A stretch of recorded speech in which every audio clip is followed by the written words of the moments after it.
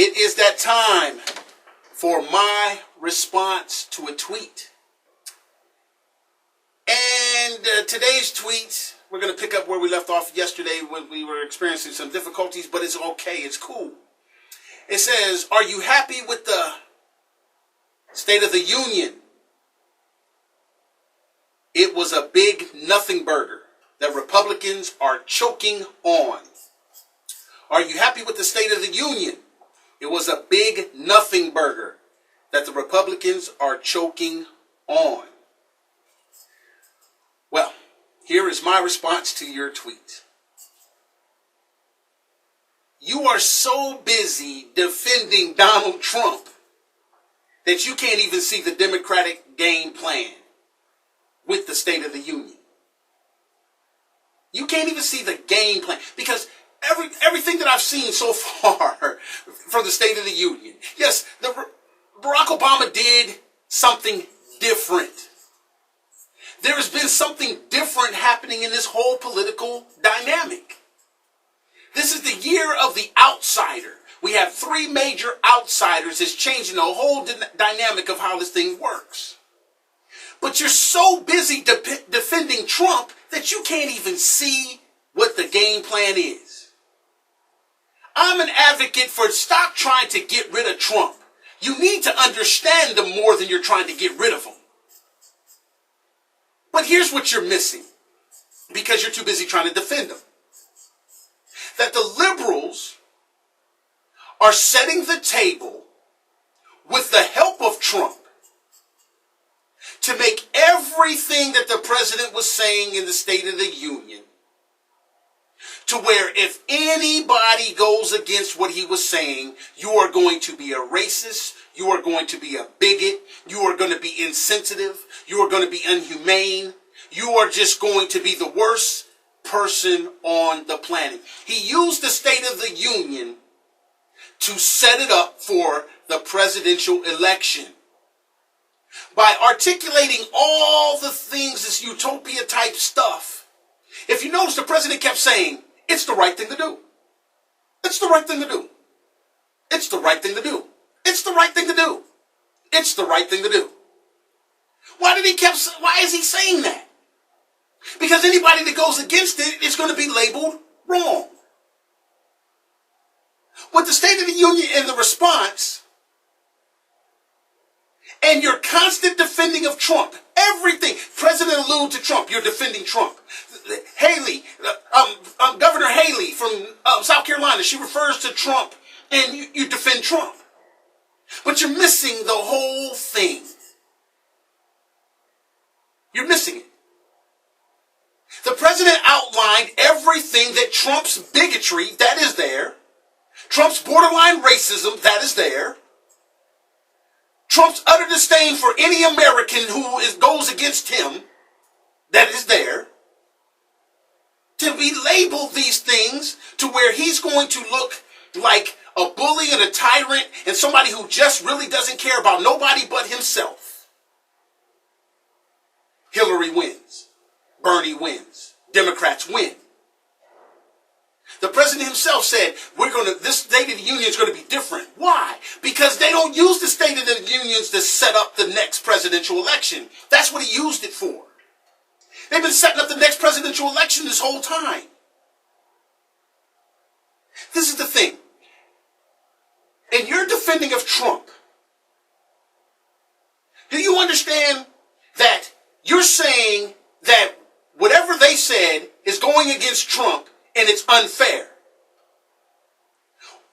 The thing that you revere, that you love about Trump, nobody else gets to do it. Trump speaks his mind. He's politically incorrect. Haley did something, spoke her mind, did something politically incorrect. She gets fried for it. Donald Trump gets revered for it. Donald Trump makes fun of handicapped people. Praise Donald Trump. He makes fun of black people. Praise Donald Trump. He makes fun of people that own their own homes. He wants to take their homes for his own, whatever he feels. He gets revered for it. He's politically incorrect. But anybody else that says it speaks their mind, especially if it's against Trump, you got a problem with them. What Trump has showed is how far liberalism has tainted our side of the fence. Trump is using every liberal tactic possible against our guys. And then you're going to blame Governor Haley for Republicans eating their own? He's supposed to be the Republican representative. And he beats us up more than anybody on the planet. He's beating us up. He's destroying everybody on the Republican side. And he gets cheerleaded for it. What's also being shown is how liberal we have become on our side. Liberals' number one fear is a conservative black man. Look what Donald Trump did when he feared this conservative black man beating him in Iowa. He went off on him for 90 minutes. He dogged him. He dogged himself. He dogged Ben Carson. He dogged his mama. He dogged his religion. He dogged everybody that comes in contact with him. He even dogged Iowans, Americans, just like a liberal would. And now we are watching the liberalism inside of us beat up a conservative woman. Look at how you're responding to Haley's thing. All she's saying is what? Her mind. She's using the State of the Union response to say something she wants to say. Donald Trump can say what he wants to say, but now you're going to beat up on this conservative woman like a liberal. Donald Trump beat up on Megyn Kelly, conservative woman, like a liberal. He is not going against the Democratic Party as hard as he's going against the people on his own side. And then you want to say that Haley represents Republicans being divisive and eating their own? Donald Trump eats us up every day. American citizens and also Republican candidates. Every day. And he gets cheerleaded for it. That's his number one job, is to beat up everybody on the Republican side. And then he hides behind one of the most juvenile playground type attributes. They started it. And then you're going to complain about Rand Paul whining? Donald Trump was the first one whining about the debates. If they don't go his way, he's going to pull out. But he was cheerleaded for that.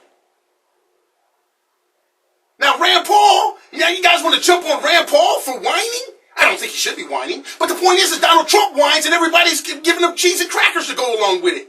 Rand Paul whines and you guys are giving him diapers.